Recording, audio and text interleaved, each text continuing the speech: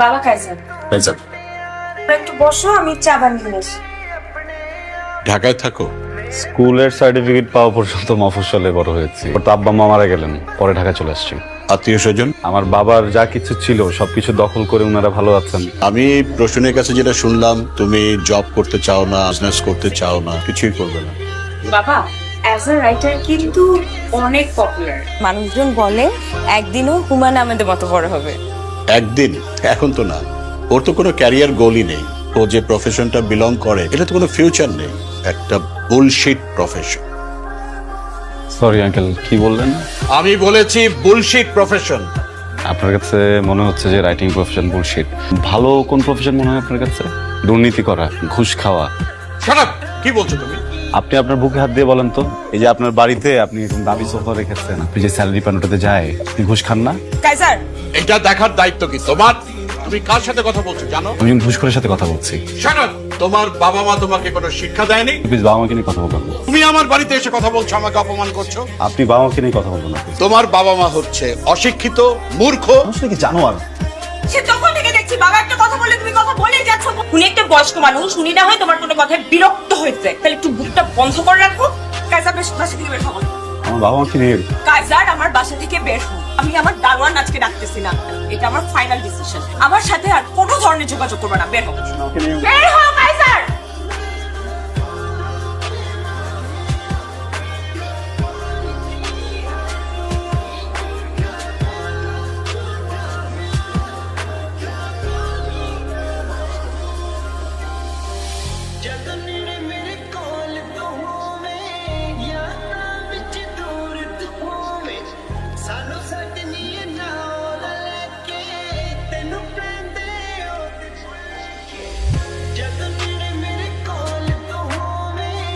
এই যে দেখো আমার দিকে। শোনো, আমি বেরোচ্ছি।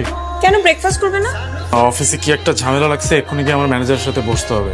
আমি নাস্তা অফিসে করে নেবো না। হ্যাঁ, বাবা চলে গেছে, বাবা আসবে আবার। তোমার আমি কতবার সাবধান করছি, কথা শোনো না। কোম্পানির পলিসির বাইরে গিয়ে দিনের পর দিন অনিয়ম করছো, ঘুষ খাইছো। মনে করছো কিচ্ছু হবে না, কেউ জানবে না। নতুন সিওর ব্যাপারে আমি তোমার বলিনি, এখন তদন্ত হবে। চাকরির আশা করো না, কিভাবে জেলে যেতে না হয় সেরকম কথা। আপনি না শুধু শুধু ভয় পেয়েছেন। সব লেটার ফেটার কিচ্ছু না স্যার। এই তদন্ত কমিটি বসাইছে তো সিইও স্যারের টাকা খাওয়ার ধান্দা। 2-3টা বান্ডেল দিয়ে দিলে সব কিছু ঠান্ডা হয়ে যাবে স্যার। ট্রাই করে দেখো যদি কিছু করতে পারো।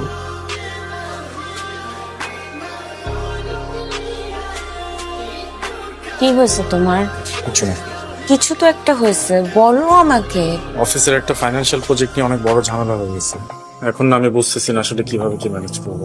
তো ম্যানেজার স্যার তো তোমাকে অনেক স্নেহ করে, উনি কোনো হেল্প করতে পারবে না? স্যারকে বেশ কয়েকবার বলছি। কিচ্ছু হবে না, এত টেনশনের কিচ্ছু নেই। ম্যানেজার স্যারের সাথে তো আমি কথা বলেছি কয়েকবার, একটু কি করা যায়, টেনশন করো না। এই যে শুরু হয়ে গেছে, ঘুমাতে আসো।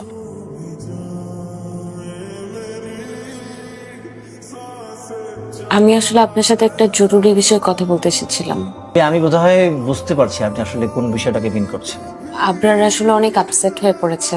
আপনি তো ওর গার্জিয়ান ছিলেন, ওকে ভালো কোনটা মন্দ কোনটা আগের সিইও থাকলে আমি খুব সহজেই ব্যাপারটাকে ম্যানেজ করতে পারতাম। এখন যিনি আছেন খুব স্ট্রিক্ট। আপনি একটা কাজ করেন না, আপনি তার সাথে দেখা করে সরাসরি কথা বলেন। প্রয়োজন হলে আপনাদের যে সন্তান আছে ওই ব্যাপারটা ওনাকে বুঝিয়ে বলেন। এছাড়া তো ভাবি এখন আর কিছু সম্ভব না করা। আসলে ফাইনান্সিয়াল প্রবলেম বলতে কি বলতেছো? তুমি কি ঘুষ খাও? এই যুগে ঘুষ কে না খায়? তোমার বাবাকে দেখো, তোমার বাবা কি এত বড় বাড়ি, লাক্সারি গাড়ি বেতনের টাকা দিয়ে পড়ছে?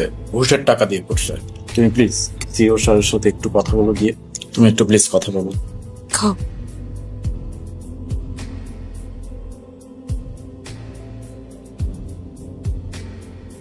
কাইজার, টিমের সবাইকে কনফারেন্স রুমে আসতে বলুন।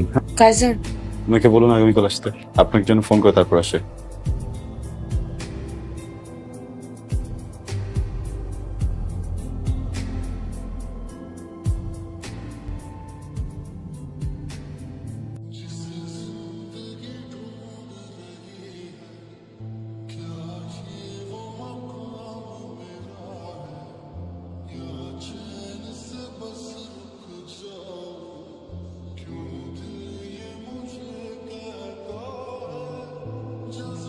আপু আপনি কালকে আসেন। হ্যাঁ, স্যারের সাথে কথা বলতে পারছি না। কালকে আবার যেতে বলেছে। মহান আদর্শবান সিওর বাচ্চা করছে, প্রত্যেকটাকে জেলে পাঠাইছে। এই হারামজাদার বাচ্চা কোনোভাবেই আমাকে ছাড়বে না। তুমি প্লিজ আরেকবারের জন্য লাস্ট ট্রাই করবা। Your my last. তুমি প্লিজ আরেকটা বার একটু কথা বলে দেখো ম্যানেজ করা যায় কিনা। উনি ম্যানেজ হলেই সবকিছু সলভ হয়ে যাবে।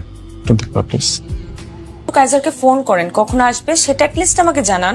আমাদের এরকম কোনো নিয়ম নেই স্যারকে ফোন করার।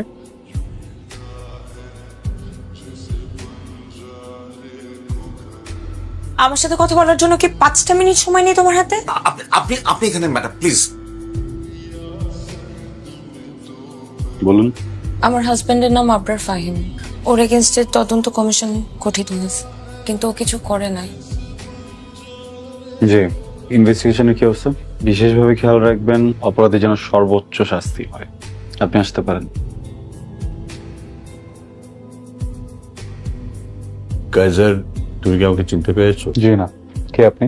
আমি প্রসূনের বাবা। সরি, কোন প্রশ্ন? আমি আসলে এসেছিলাম আবরার ফাহিমের ব্যাপারে কিছু বলার জন্য। ছেলেটার যদি এখন জেল জরিমানা হয়, আমার মেয়েটার দুধের বাচ্চাকে নিয়ে অসহায় অবস্থা করবে।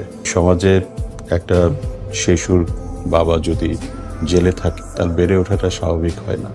লজ্জায়, অপমানে আমার মেয়েটা হয়তো মরেই যাবে।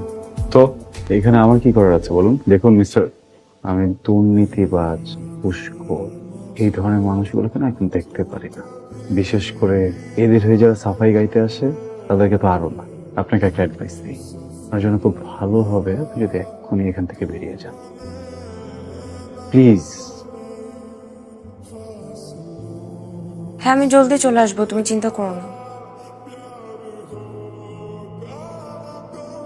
বলেছিলাম বাবা তোমাকে আবার অপমান করবে। এটা অপমান না, এটা প্রতিশোধ। আমরা পুলিশ দিয়ে ধরিয়ে দিয়েছিলাম, সেই জন্য প্রতিশোধ নিল। কাইজার আমার প্রত্যাখ্যান মানতে পারে, চাকরি, সাফল্য, দুনিয়াদারি এসব কিছুই ওর মাথায় কখনো ছিল না। একদিন সব পাল্টে যায় কাইজার, পাল্টে গেল আমার জীবন।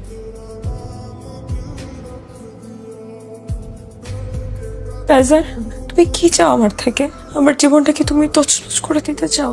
তুমি কি আমাকে রাস্তায় ফেলে দিতে চাও? তুমি আমাকে পথে বসাতে চাও? তুমি কি চাও আমি আমার বাচ্চাটাকে নিয়ে রাস্তায় রাস্তায় ঘুরে বেড়াই? কি করলে তোমার একটু শান্তি হবে বলো? তোমার অনেক রাগ না আমার উপরে? তোমার সাথে পার্সোনাল সময় কাটালে তুমি খুশি হবা? আমাকে তখন শান্তি দিবা?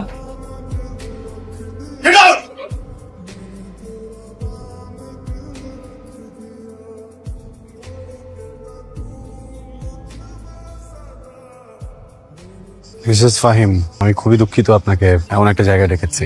আসলে যে বিষয়ে আপনার সাথে কথা বলবো আপনার জন্য খুব সম্মানজনক না, তাই অফিসের সবার সামনে বলতে চাইনি। আপনি বেশ কয়েকবার অফিসে এসেছেন আমার সাথে কথা বলার জন্য, কিন্তু আমি আপনাকে সময় দেইনি। আপনি নিশ্চয়ই ভেবে নিয়েছেন এর পিছনে ব্যক্তিগত কোনো কারণ আছে। আমি বা আমার কোম্পানি আমরা প্রফেশনাল, কথা বলতে চাচ্ছিলাম। এখানে আপনার হাজবেন্ডের করা সব ফ্রডের ডিটেলস আছে। সচেতন মানুষ হিসেবে পুরোটা দেখে আমাদের বলবেন একই সাথে আমাদের কি করা উচিত। তোমার যেটা ভালো মনে হয় তুমি করো, আমার তোমাকে বলার কিছু নেই। মিসেস ফাহিম, আমরা অবিবেচক নই। আপনার পরিবারের বিষয়টা আমরা ভেবেছি, আপনার সন্তানের বিষয়েও ভেবেছি। অ্যাপয়েন্টমেন্ট লেটার আপনি চাইলে কাল থেকে জয়েন করতে পারেন। Thank you. ওয়েলকাম। কাইজার, আমাকে কি একবার নাম ধরে ডাকবেন?